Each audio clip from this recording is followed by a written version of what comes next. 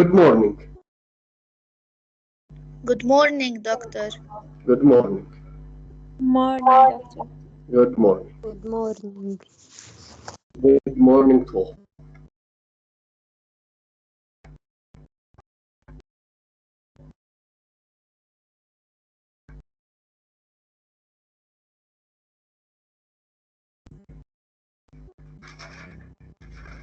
Okay, do you have any question before we start?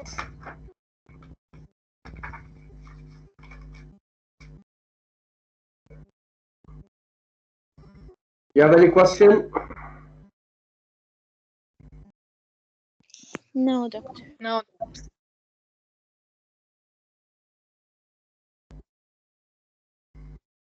Okay, where are the others? Are they going to attend? Maybe, I don't know. I sent the link to the group, doctor. Do they have to have the link sent every now and then? Sometimes ما بيبين.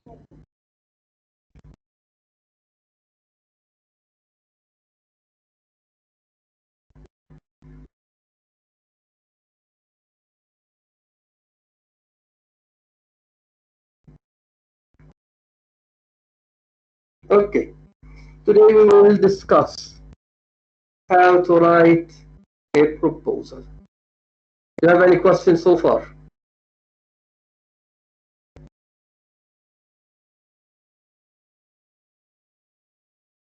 Okay, how to write a proposal. This is the title of your chapter. It is not in the book. So you have to take notes. This chapter is not available in the book because we don't have books that present detailed proposals the way we do at the Department of English. Okay? So the proposals that we at the Department of English write are different from the proposals that students write at other departments. So that's why you have to take notes. And when you write your proposal on the exam, as well as in the future, because when you go for an MA program, you have to write a proposal. So you have to follow the same steps and you have to memorize them. It's up to you. Whether you memorize them by heart, whether you understand them, it is your duty. Okay? Now, when you write a proposal, you have to draw all the skills that I have discussed so far.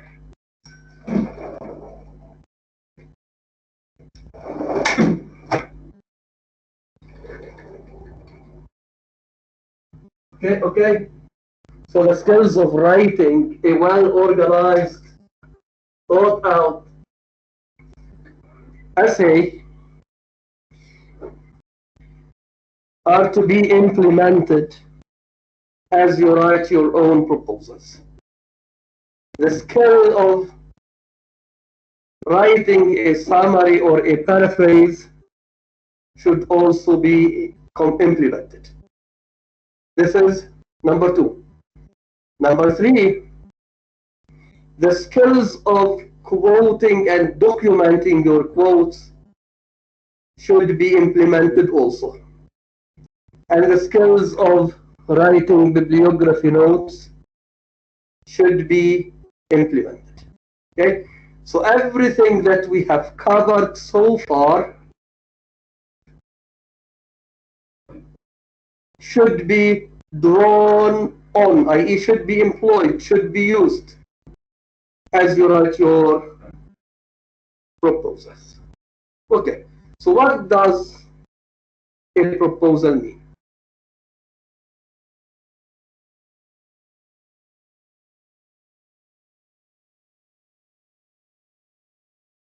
A proposal is a plan of study. Yes, it is a plan that shows your reader what you're going to do and how you are going to do it. Okay? So in other words, the proposal provides a brief summary of the research that you will do, as well as it is an insight into the techniques, into the skills that you are going to draw on.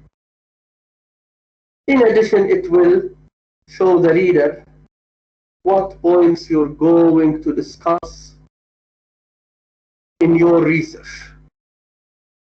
In addition to these, the proposal shows the reader or presents the reader with an outline of the research that you will be writing in the future.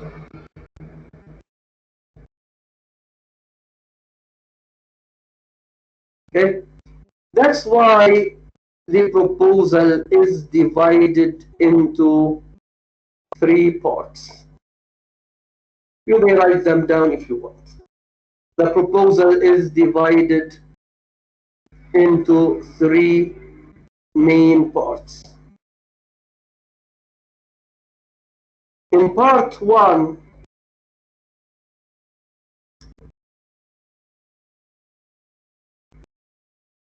you have to write an introduction. This is the very beginning of your proposal. Okay? So at the very beginning of the proposal, you have to write something entitled an introduction. The introduction may run into 2 or 3 pages. Okay? What does the introduction do in this case? First of all, you have to know that the introduction that you write at the beginning of your proposal is not a 1-paragraph introduction. No, this is wrong. The introduction is like a brief article or a brief essay that presents the main points of your research. So in this case, the introduction is an essay. So that's why I said when you write the proposal, you have to draw on the skills of writing a well-organized, thought-out essay. Yes, it is an essay that includes an introduction and a thesis statement at the end of the introduction. Then it has developmental paragraphs. And at the beginning of each developmental paragraph, you should have a topic sentence. Okay? So the developmental paragraphs of the introduction present the main ideas to be discussed in your chapters. Okay? So in this case, the chapters that you expect to write in your thesis or in your research are summarized into paragraphs in this introduction. So that's why I said the introduction may run into 2 or 3 or 4 pages. So it depends on the institution where you're writing your proposal. Okay? Now, usually at the Lebanese University, students write detailed proposals. That's why the introduction may run into 3 or 4 pages. Some institutions may require that you write a 1-page introduction. So in this case, you present the main ideas of your proposal. So in this case, you have to follow the instructions of the institution where you are writing your research. This is number 1. Okay, so the first part of the proposal is entitled Part 1, and under Part 1 you have what we call introduction. Now, in the introduction, as I said, you write a well-organized, thought-out essay that summarizes the main points to be discussed in your research. Okay, so after you are done with the introduction, you have to write a review of literature. Okay, so in this case, if you want to write the steps of the proposal, you may do the following. At the top of the first page, you have to write the title of your research. You have to write the title. And the title should be written at the center of the page. So suppose you're going to write on, let's say, Shakespeare's vision of tragedy. So you write Shakespeare's vision of tragedy at the top of the page, and it should be centered, i.e. it should be written in the middle. Then you write number 1, and it should be Roman numeral 1, capital Roman numeral 1. You write Part 1.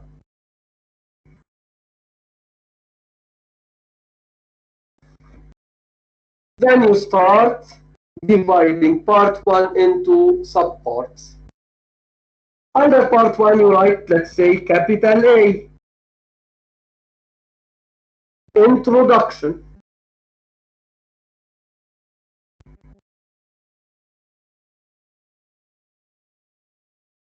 Then you start a new line and you indent 5 spaces and you write the introduction.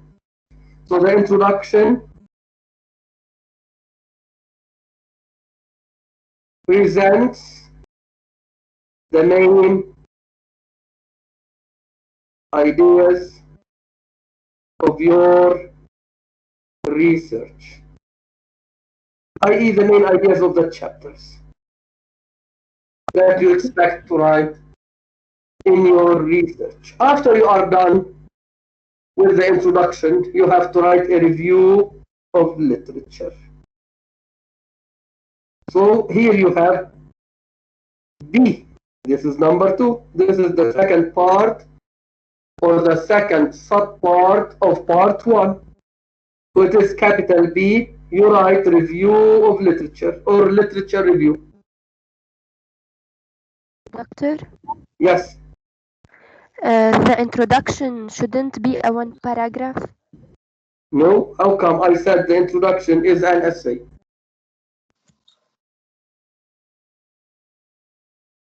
Okay. The introduction that you write at the beginning of your proposal should be a brief essay. So it is not only one paragraph introduction, no. Okay, so in this case you write an essay. And this essay should have an introduction, developmental paragraphs, i.e. body paragraphs, and a conclusion. Okay, so this introduction should be written as an essay. Yes. نكتب نحن part 1 يعني نكتبها بعدين ننزل نحط A نكتب introduction Why don't you ask in English? Okay, after the title we write part 1 and A introduction and we continue by the introduction. Yes, yes. Okay. You write introduction, then you start a new line, you write your introduction as an essay. Yeah. So the introduction may be 2 pages long. It may be 3, it may be 1, it depends on the university where you are doing your MA or your PhD. Okay? So, but the introduction is not one paragraph. Make sure that the introduction that you write for your proposal is not a one paragraph introduction. Okay, go on. The literature review is a part of part one. Wait a minute. Wait a minute. Wait a minute, Ines. I am answering Mariam Hujai's question. Is it clear, Mariam? Yes, doctor, it's clear. Okay. Now to your question, Ines. Part one, if you want, before I proceed with my own lecture. Part one is made up of an introduction. This is number one.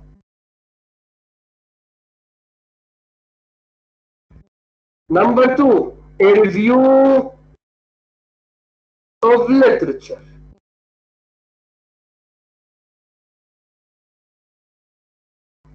Number three, a methodology.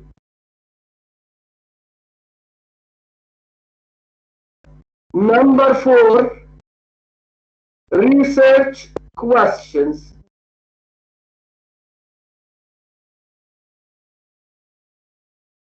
Okay, so these are the elements of part one. Okay, I said the proposal is made up of three parts. So part one includes an introduction, so it is numbered A, capital A. The second part is entitled a review of literature. The third part is a methodology, i.e. you have to present the critical approach that you're going to employ when you write your research. Okay, so the methodology here is a critical theory. You are taking criticism one this semester, and next semester you are going to take criticism two. So you have to choose a certain critical theory as a means of analyzing a certain topic.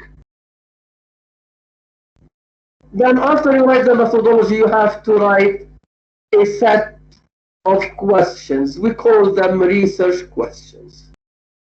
Okay, so this is part one.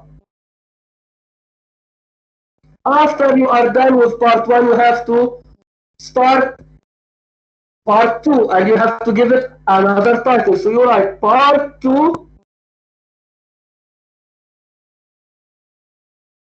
and here part two should be an outline of your thesis, outline of the research that you're going to do. So you write part two, column next to it, outline of the thesis. Okay, so here you write an outline for the research that you're going to do. So you write, let's say, number one, introduction, number two, chapter one, number two, chapter, number three, chapter one, number one, introduction, number two, chapter one, number three, chapter two. So each chapter should have a number, then a conclusion. So this is part two. So after you are done with part two, you have to write part three. So you write part three, and you give it a title, Working Bibliography.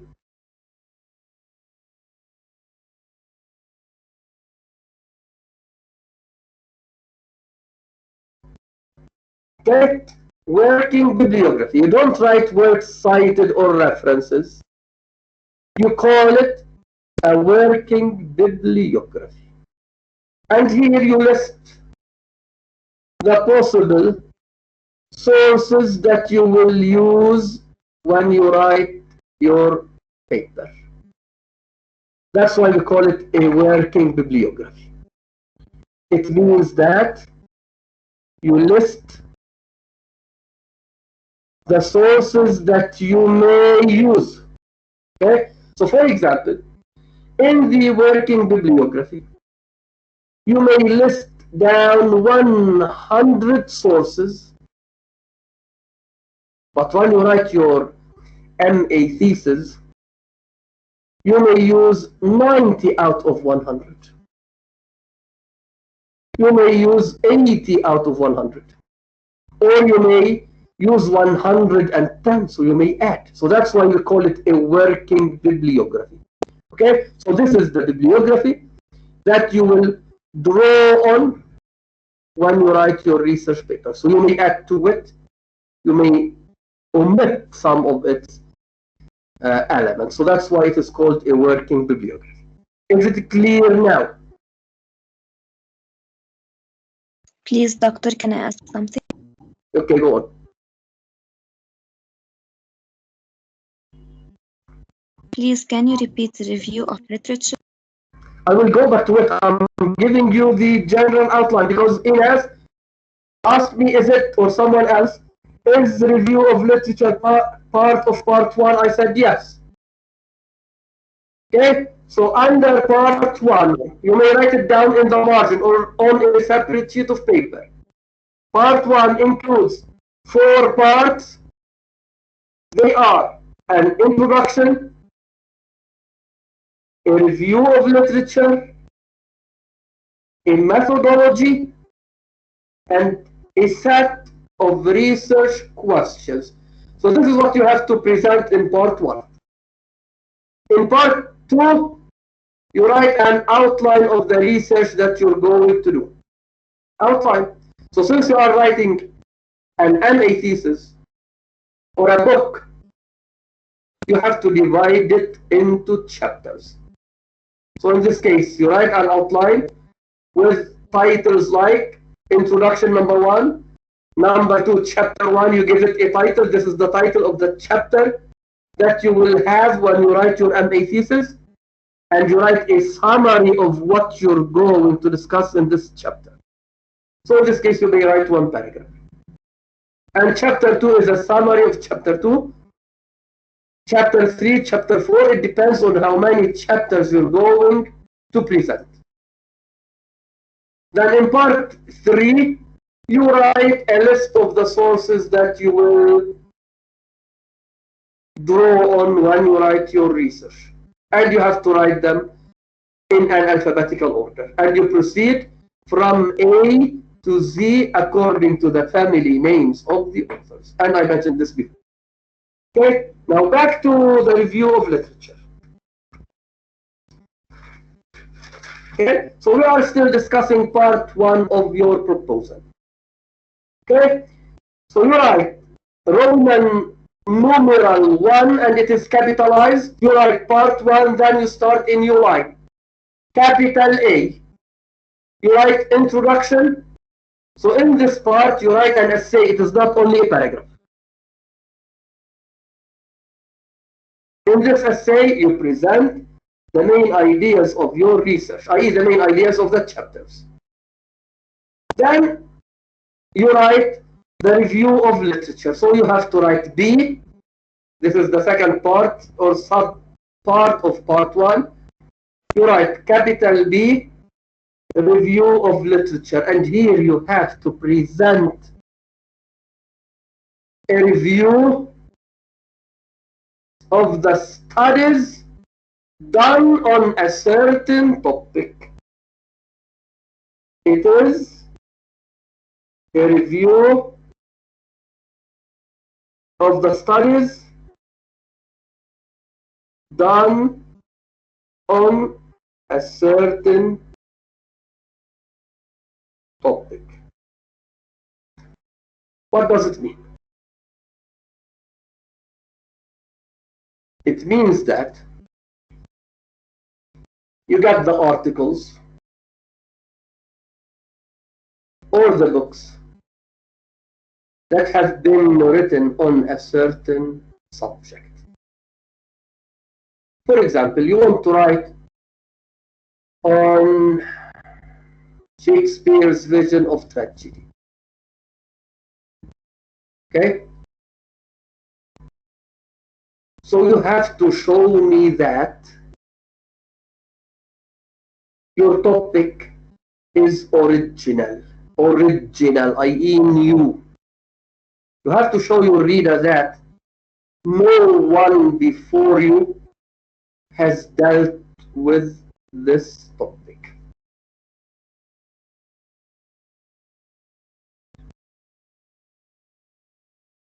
How do you show me that your topic is original? You write a review of literature.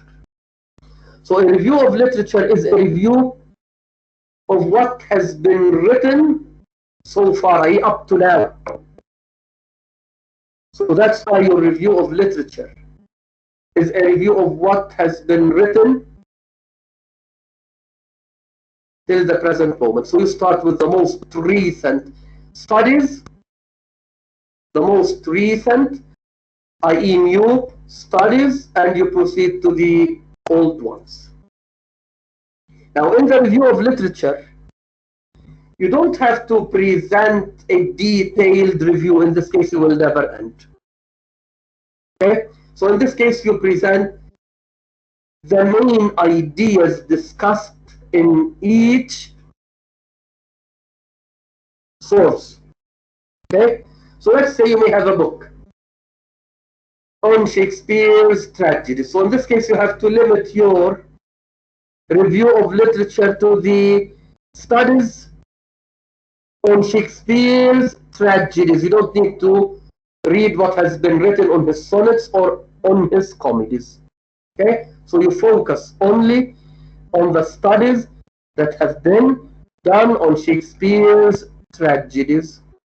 So in this case, you present a brief account of the content of each source, i.e. the main ideas. Okay? So in this case, you mention the name of the writer or the name of the author of that source, the title of the source, the date of the publication of the source, then you present the main points of that source. And if possible, you may mention, or you have to mention, the methodology that is used in that source. Is it clear now? So in this case, each review of literature could be a paragraph. So you may review each source in a paragraph. Is it clear?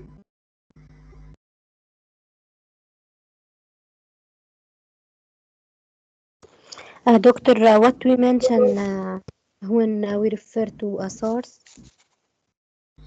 You have to write the name of the author of the source and the title of the source and the date of the publication of the source. So we can say, for example, I'm giving you an example. You can say, in The Wheel of Fire, this is the title of a book written by G. Wilson Knight. Okay, so this is a book written by G. Wilson Knight on Shakespeare's plays. Okay, so you may say, in The Wheel of Fire, you underline it because it is the title of a book, or you italicize it, comma, G. Wilson Knight, this is the name of the author, and then you write the date of the publication within parentheses. Okay, and you write your review of this source. So in this case, you may not need to read the whole book. Okay, so if you have a book, you may read the introduction, the conclusion, and the abstract to get an idea about the issues raised in this book. Is it clear? Usually, the abstract is written at the beginning of, let's say, an MA thesis or a PhD dissertation. Okay? Now, the abstract is a one-page piece of writing. Usually, you have to write an abstract. When you write your MA thesis or your PhD dissertation, you have to write an abstract, and the abstract should be written at the very beginning. It is written before, you write it at the end. You write your research, you do everything, you write the introduction, the body, and the conclusion, then at the end you summarize the whole study in a page. We call it abstract. Okay, and the abstract is located at the beginning of your MA thesis, i.e. before the introduction. Is it clear? So the abstract is a summary of the main points of the MA thesis or the PhD dissertation. It also mentions the methodology that the writer has used in his research. Okay, so if you have an MA thesis, you may read the abstract. It is enough if you don't want to read the whole thesis, because sometimes the thesis, okay, the MA thesis is 80 pages long, 90 pages long. It could be 65, 60, but the PhD thesis is 2 or 150 pages and long. 150 to 100 to 150, depends on the university where you do your PhD. Okay, so in this case, you read the abstract. Now, if you find that the abstract gives you an idea about the main ideas and the methodology, it is enough. If you find that it is not clear enough, read the introduction and the conclusion. Okay, so in this case, you summarize this review in a paragraph. It is more than enough. And if you are reading a book, now in a book we don't have an abstract. In a book, we may have a preface. That preface is not enough to read, by the way. So in this case, you read the introduction and conclusion.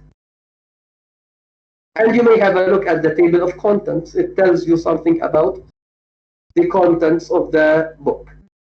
Okay, so this is how you write a review of literature. So each source should be summarized in a paragraph, maybe in 2, maximum. At the maximum, it should be summarized in 2 paragraphs.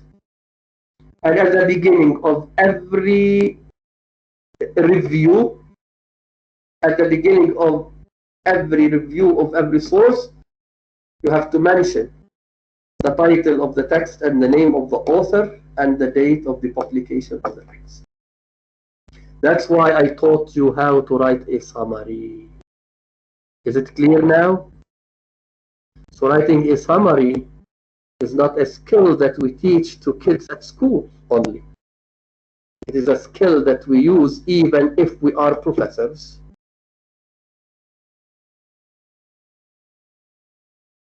Is the review of literature clear?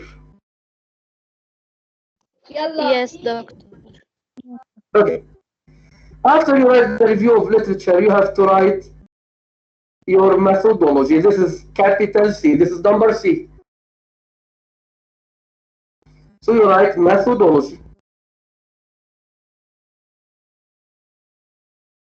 This is the title of part 3.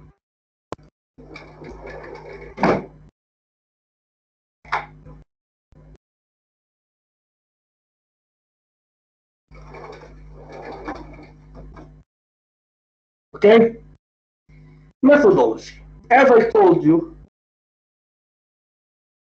the methodology that you use is any critical theory that you draw if you are a literature student.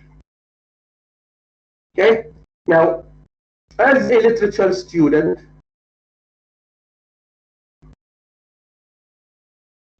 you may write on a feminist author. So in this case, your methodology is supposed to be feminism, i.e. the feminist theory of literary criticism. Or you may adopt Marxism. Again, Marxism is a critical theory. You may employ post-colonialism. It is another theory. You may employ Freudian psychoanalysis. It is another theory. You may employ Lacanian psychoanalysis. It is also another theory. You may employ structuralism. You may employ deconstruction. You may employ what we call semiotics, semiology. Okay, so these are different approaches or different methodologies that we use in our research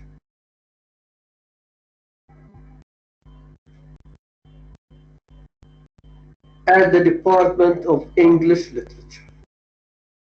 Now, the students of language have different approaches. Language students have different methods of research. They have what we call the quantitative method. The quantitative method means that the researcher does a lot of statistics. You have to work with numbers.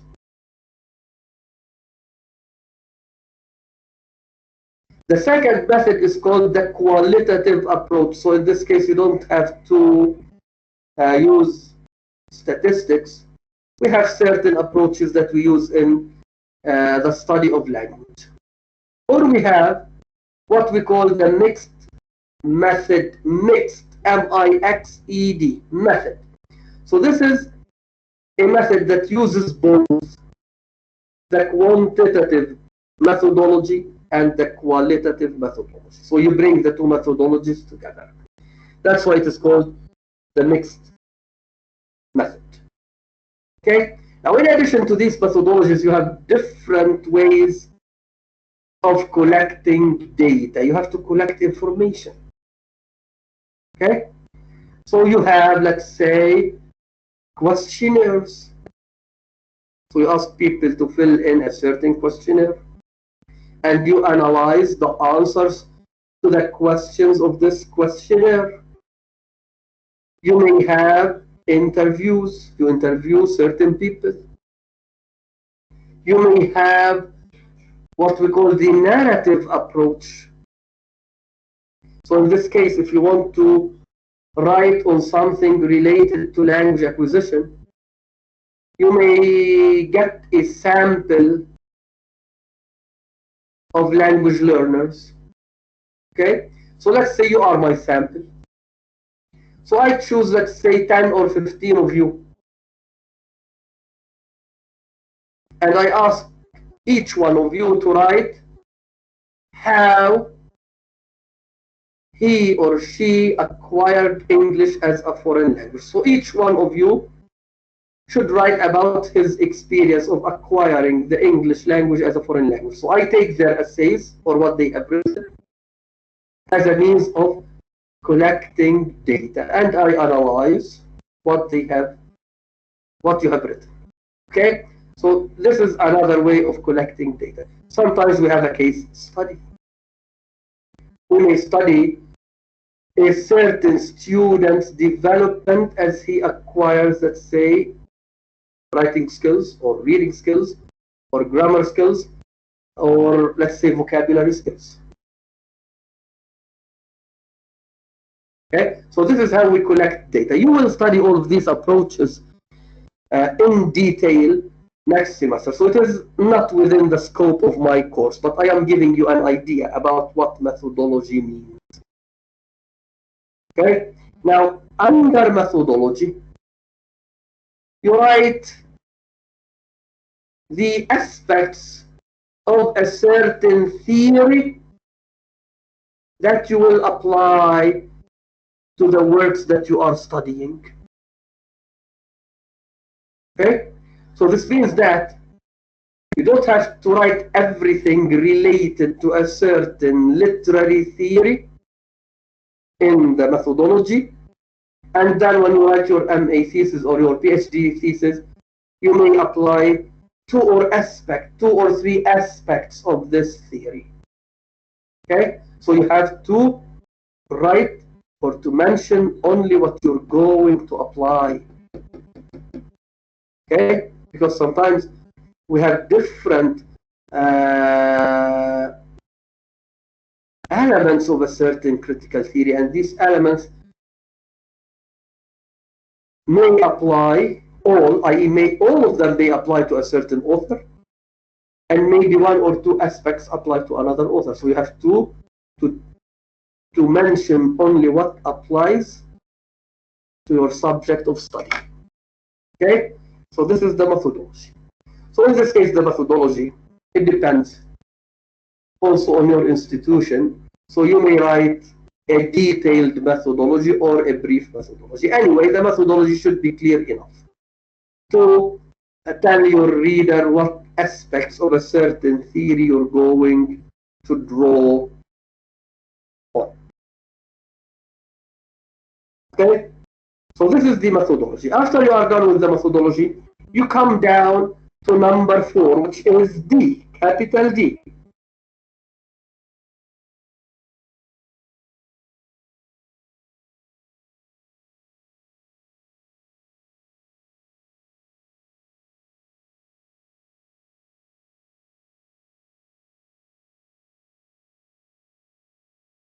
Okay? Capital D, you write research questions.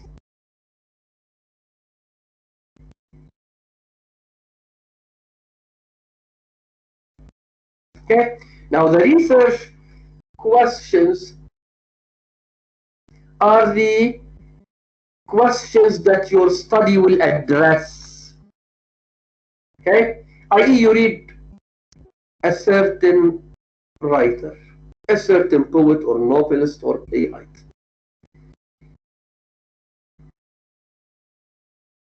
You get an idea about his work, so you come up with a certain topic related to it. So in this case, you come up with certain questions that you will answer in your research. That's why they are called research questions. Okay? So, under research questions you write, this research will address the following questions.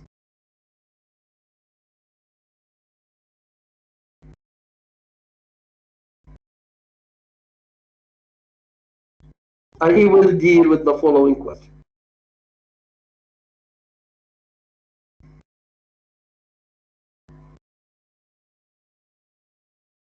And you number them.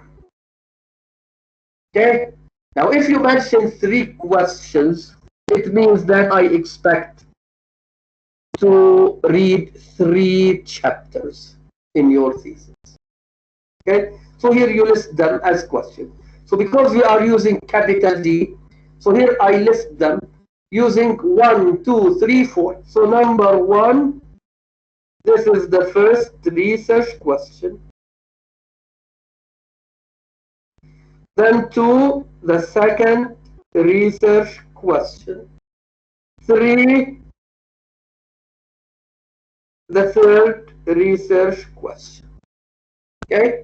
So if I have 3 research questions, it means that my thesis will have 3 main chapters, apart from the introduction and the review of literature and the conclusion.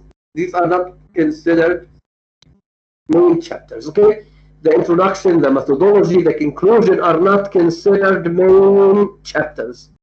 The main chapters are the body, i.e. the chapters that discuss the topic. Okay, so you write them as questions. So this is the first part of your proposal. Is it clear? Doctor, Yes. these questions will be answered يعني, in the research. Yes. Each question is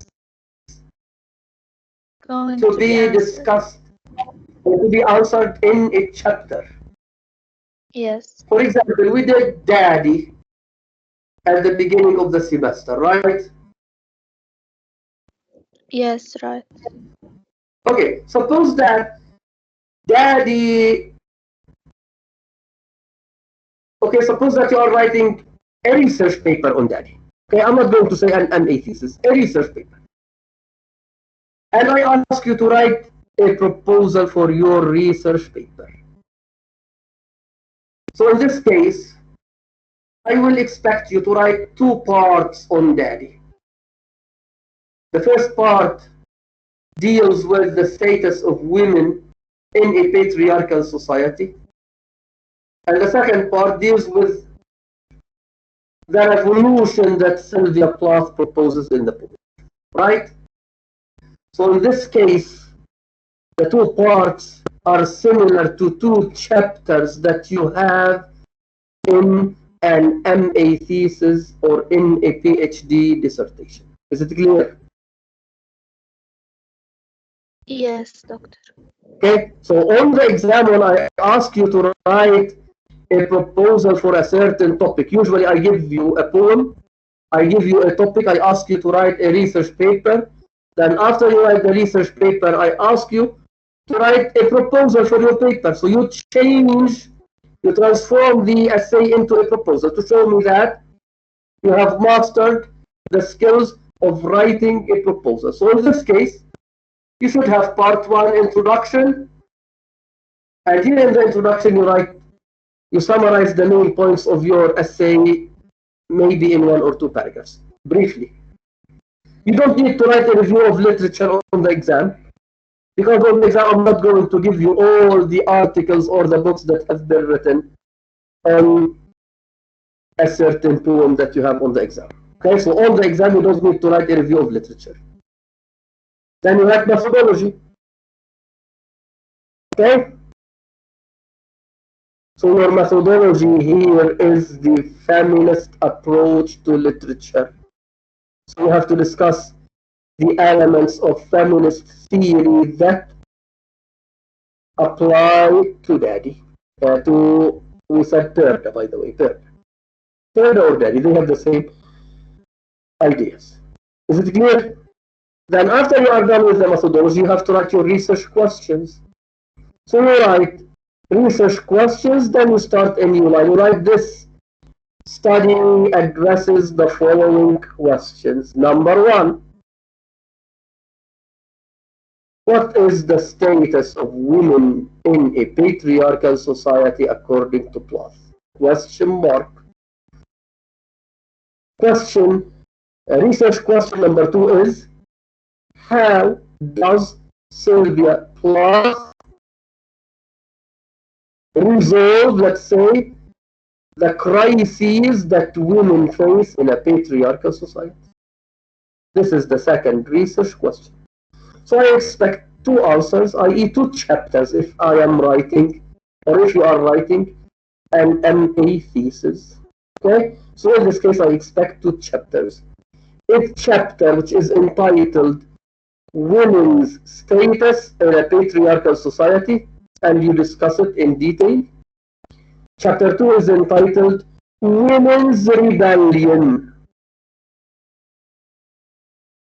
against their patriarchal society, or Women's Liberation. This is another possible title, and you write a chapter on this if you are writing an MA thesis. Is it clear? And the titles are in the middle. Yes. Not in the middle, you are writing a proposal.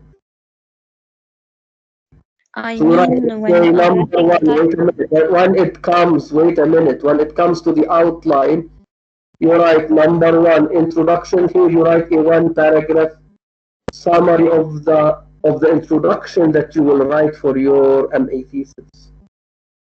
A summary of the introduction that you will write for your MA thesis. Here the summary is 1 page or 1 paragraph or 2 paragraphs, because you have to mention the methodology. Okay, so 1 paragraph summarizes the main points, the second paragraph summarizes the methodology. Then you write number 2, chapter 1.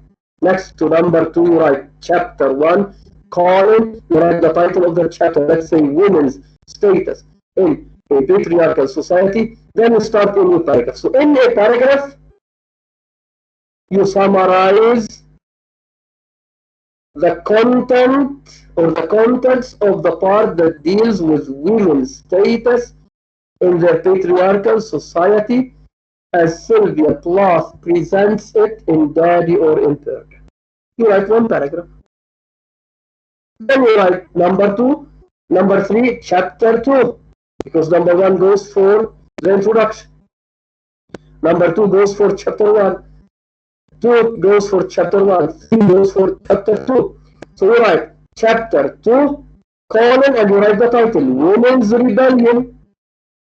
There should be a title on the exam. If you don't write a title, you will lose points. And here you summarize it in a paragraph. So you summarize how Sylvia Plath proposes to liberate women in, let's say, a paragraph. You are done. You come to the conclusion. Wait a minute. Conclusion. So you have number 1 for the introduction, number 2 for chapter 1, number 3 for chapter 2, then number 4 for the conclusion. You write 4 conclusion, then you summarize the conclusion in 2 or 3 sentences, since it is written on the final exam, and it is a summary of a conclusion that you write for an essay, not a conclusion that you write for an MA thesis. Even if you are writing a conclusion, a summary of the conclusion for your MA thesis, it should be 1 paragraph long. Okay, go on. You have a question. Doctor, can I ask you something? And Okay, go on. So the tactics of this that we're taking, whether it's for the thesis or for the essay of the same, right? Yes, you have to follow the same outline. You have to write chapter 1, chapter 2, as if you were writing a proposal for an MA thesis. Okay, Doctor, you told us that introduction should be 2 pages. How come? When you write an introduction at the beginning of the proposal that you write for your MA thesis, you write 2 or 3 pages, but for this course, the introduction should be 1 paragraph. Yani you are summarizing 2 or 3 pages. Can you summarize 2 or 3 pages in 3 pages? Yes, Is it clear, Suhaila? yes, Doctor, thank you. Okay, so you summarize the main ideas of your essay in 1 paragraph on the exam. Okay, but when you write a proposal for a topic for an MA thesis, the introduction should be at least 2 pages long, because the readers should know what you're going to write about. Okay, so sometimes you may have a committee that usually there is a committee that reads the proposal because you get the final approval. Okay, so your supervisor will agree to supervise your MA thesis or your PhD dissertation. So you write the final draft of the proposal, you turn it into the advisor sends it to the MA committee or to the postgraduate committee to read. So they read and they may ask you to make changes. Okay, so that's why at the MA level and the PhD level, the introduction that you write at the very beginning of the proposal should be a little bit long, so 2 to 3 pages long. Is it clear, Suhaila? Yes, Doctor. Okay. So you are done with your research questions. Then you proceed to writing the second part. So you write Roman number 2. Then you write outline, if you are writing a thesis, of the thesis. Okay, number 2, you write part 2, then next to it, outline of the thesis.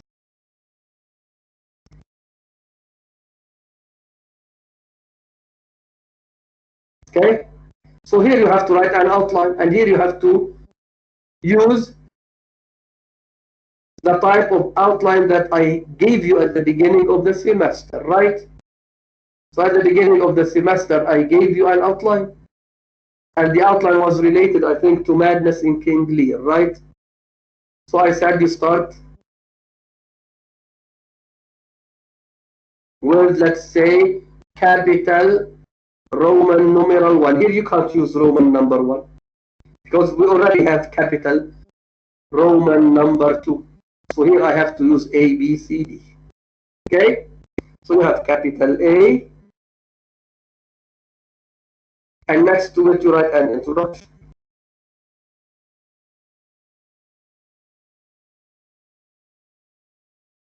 Okay? So under this introduction, you write a summary of the introduction that you write for your thesis. It is a summary of the introduction that you will write at the beginning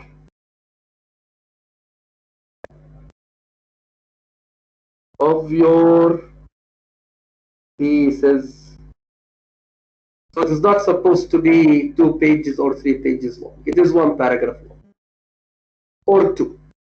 Because in this case you have to introduce the topic briefly in 1 paragraph, and then you summarize the methodology in a paragraph.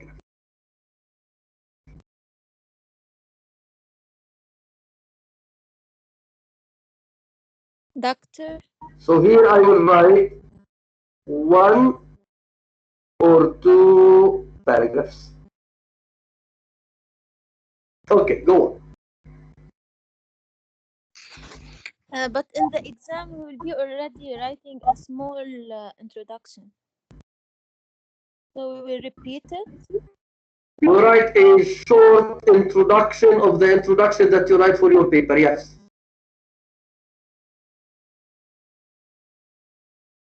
Okay, so you write a short paragraph, which is a short summary of the introduction, and a short paragraph, which is a summary of the methodology, because the methodology that you write in the proposal should be clear enough, it should be detailed enough. Okay, so on the exam you write 2 paragraphs, a paragraph that summarizes the introduction to your paper, to your essay, and the second paragraph should be a brief summary of the main points of the methodology.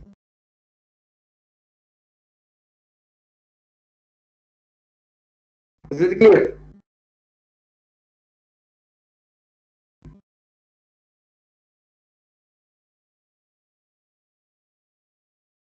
Doctor, can I ask you a question? Okay, go on. Do you have any sample of a proposal? No, I said at the beginning of the lecture, we may have proposals online in books, but we don't have proposals similar to the ones that we expect our students to write at the English department. So that's why I said you have to take notes. Okay. Is it clear? Okay.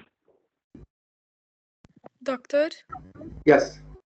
so in the exam, you give us a Yes, form, doctor. you ask us to write a research paper, and then you ask us to write also a proposal. Yes, this is what I usually do.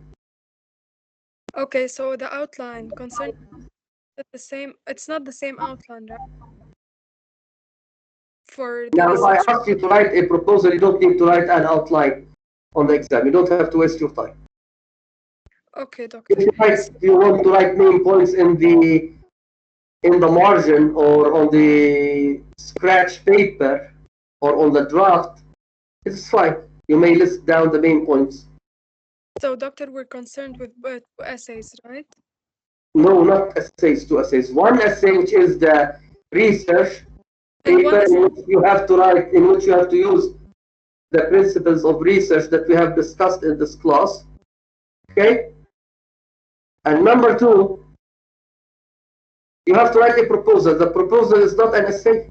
I will send you what I have written now. I'm writing the parts on a sheet of paper, and I will send it to you by WhatsApp to show you how the proposal should be organized. The proposal is made up of titles and subtitles, parts and subdivisions. Okay, so the proposal is not an essay. So it means that you are copying the essay. Is it clear? Yes, doctor, it's clear. Thank you. Because some of the students, in fact, the students who didn't attend the class in the past used to write the proposal as an essay. So they used to repeat what they have written in the essay. And they used to get 0. So if you write the proposal as an essay, you will get a 0, and I will not read it. I will not read it. If it is written as an essay, I will not read it. I will not waste my time reading something that doesn't answer the question. Is it clear? Yes, doctor. Yes, doctor. Can I ask a question, please? Okay, go on. You told us that the proposal is divided into 3 parts. Part 1, Yeah. 2, and 3. Part 2 is the outline. So when you ask us to write a proposal, it's supposed to write an outline or not in the exam? How come? Of course. I said you have to write it as if you were writing a proposal for an MA thesis. Okay. Okay? So you write part 1, which includes an introduction, a methodology, a set of research questions. Then you have to write part 2, which is an outline, and in the outline, you write a introduction. You have to write a brief summary of the introduction that you write that you wrote at the beginning of your research paper. Then number B, capital B, it is called chapter 2. Chapter 1, no, I'm sorry, chapter 1. Because the introduction is not considered a chapter. Chapter 1, you give it a title. You write a title. I said, I gave you the example of Sylvia Plath. I said, women's status in a patriarchal society. This is a possible title. Okay, so you write B, next to it, chapter 2, colon, and you write the title. And I wrote here, women's status in a patriarchal society. Again, here you write a 1-paragraph summary.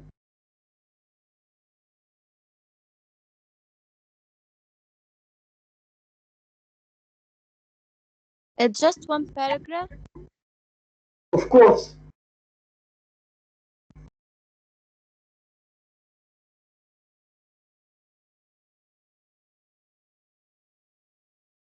It is enough because you have already written a long introduction at the beginning of the proposal. Yani, doctor, in the exam, part 1 is supposed to be bigger than part 2, right? It depends, yeah. What's your name? Ines, I think this is Ines. Yes. It is longer, not bigger. We don't say bigger, longer. It depends.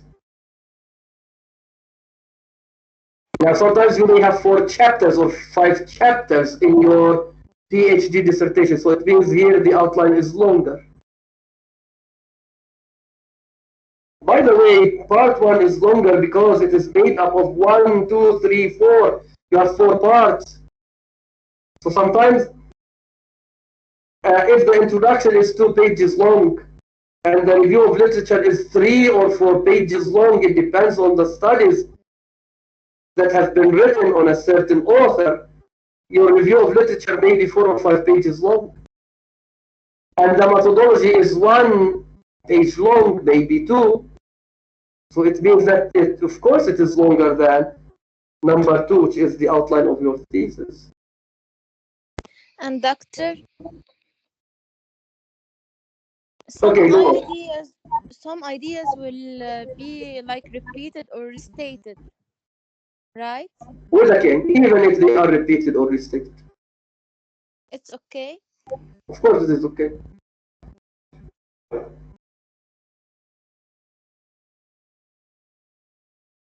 Okay, so then B chapter 1, you give it a title.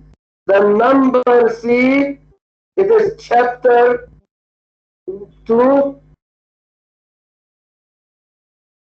And here you have to give it a title. And the title here I suggested Women's Rebellion, depending on Sylvia Plath's Daddy or Bird. So you can write Women's Liberation or Rebellion. Okay, so in this case you have only two main chapters. Then number D is the conclusion.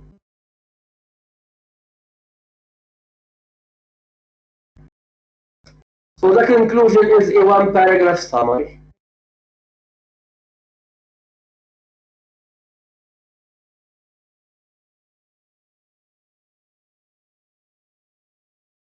Of the main conclusion, i.e. of the conclusion that we expect to read in the thesis, i.e. it is a summary of the findings, it is a summary of the results that you have come up with. Write down. I'm not going to write it here because the page is full. I cannot write in the margin. Okay, so the conclusion is a one-paragraph summary of the conclusion that you will write at the end of your thesis. In other words, it is a summary of the findings or the results that you have come up with. Is it clear? Doctor, after we write about in B chapter 1 and the conclusion is listed in the outline or at the end of the proposal? بعد بالoutline of the thesis. We are still discussing the outline of the thesis. Okay, doctor. So after B So I chapter, said part 2 outline of the thesis. You have A, introduction, B, chapter 1, C, chapter 2, D, the conclusion, because here I am referring to Sylvia Plath's Daddy or Perda. So in these two poems we have two parts, and each part can be elaborated on in one chapter. Okay, so the conclusion is the last part of the outline.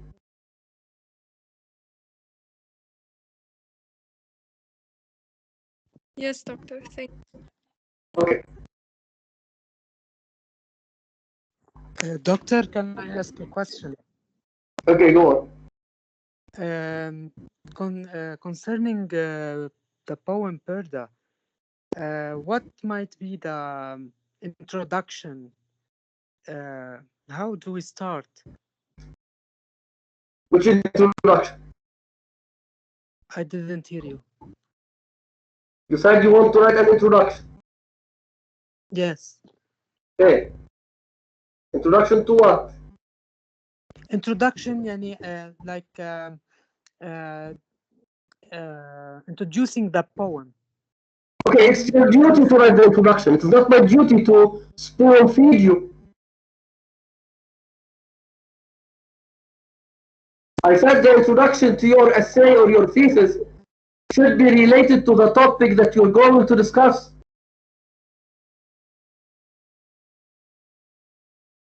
Okay.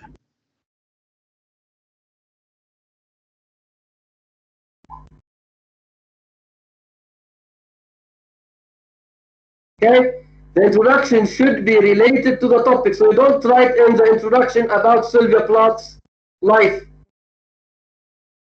or about feminism. You write about feminism in the second paragraph. The first paragraph is the introduction, that introduces your topic. So here you start with general ideas related to the poem.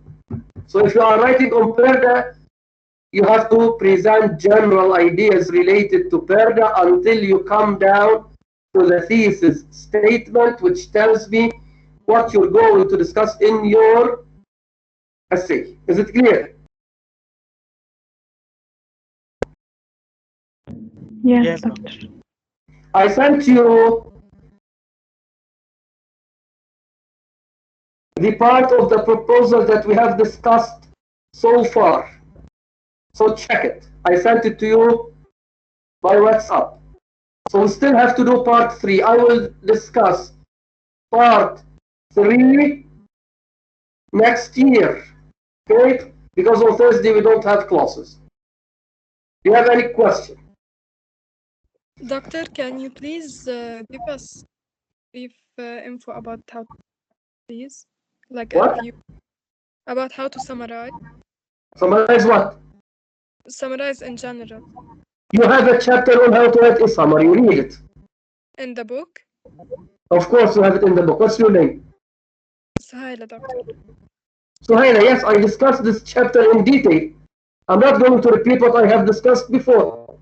Yes. And the chapter on how to write a summary is there in the book. It is chapter 2 or 3. It comes directly after how to write an essay. Read it during the vacation. I will, doctor. Thank you. Okay, not at all. Can I ask a question? Yes, okay, go on. When you ask us to write a research paper during the exam, we are going to write exactly, directly from introduction to conclusion, nothing after, nothing before. Yes? On the exam? Yes. Of course, you are going to write a well-organized, thought-out essay. So you should have an introduction, a body, a conclusion. Yes, I mean, we don't write a list of reference in the research paper. We write it How in come? the... Wait a minute. When you write your essay on the exam, you have to quote the poem. You have to take quotations from the poem. You have to introduce them. You have to write them within quotation marks. And you have to document them in your essay. You don't have to write an essay without referring to the poem, without quoting. You have to quote.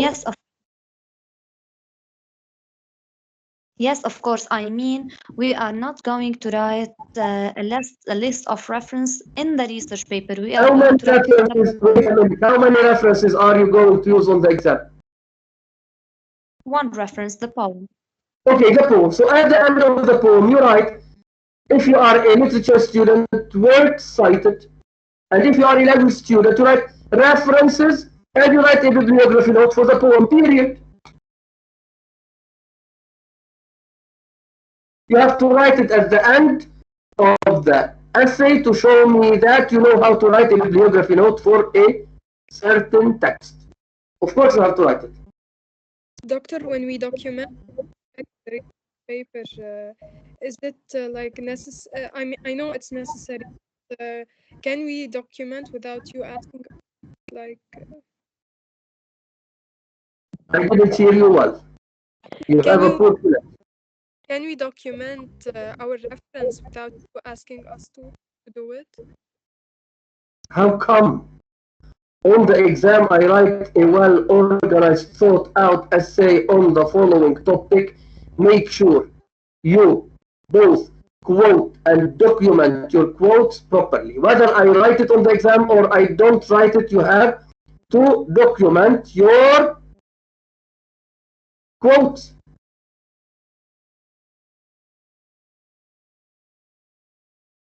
Okay, doctor. Thank you. Any more questions? Doctor, I'm looking at some research proposals and I see some of them are written with the first person, like I in this research. Is that correct? I said don't use I at all. You told us to use. Thank you. Use the third person approach. Yes. So you can say this study will address the following questions. This article, this research, this MA thesis. Don't say I will do X, Y, and Z. You know that it is your work. But to be objective, you don't have to say I. Yes, I remember. I just wanted to make sure because I'm reading them now. Don't Thank you a lot, Doctor. imitate what you have here and there. Yes, okay, thank you. You have the book and you have the lectures. Imitate me. I am your teacher. The internet is not your teacher. Of course, thank you. Okay, not at all. You have any question? Okay, Merry Christmas and Happy New Year to all of you. After the Christmas Merry Christmas, vacation, Doctor. I will Thank include the last part of the proposal. This is number one. Number two, I will send you some poems to read because I will discuss a certain poet the first time we meet after the Christmas vacation. And it is supposed to be a Tuesday. I think we will come back on Monday, which is the 4th, on Tuesday, which is the 5th. We will have our first lecture after the vacation. In this case, I will discuss one of the poets that we have to discuss. I may send you the poems of Emily Dickinson or the poems of Cathy Song. So I will decide during the vacation which poet we have to discuss. Okay, so I will send it to you. Make sure you read the poems during the vacation, and I want you to participate in class discussion because I will ask you questions related to the poems.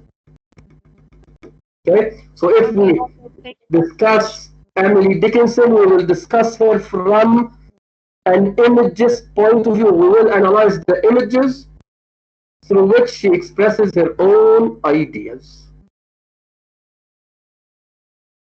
Is it clear? Very clear, Doctor. Yes, Doctor. Okay, okay. Yes, We will meet next year then. Goodbye. Bye. Happy holidays. Bye bye. Goodbye. Goodbye. Goodbye, goodbye. Doctor.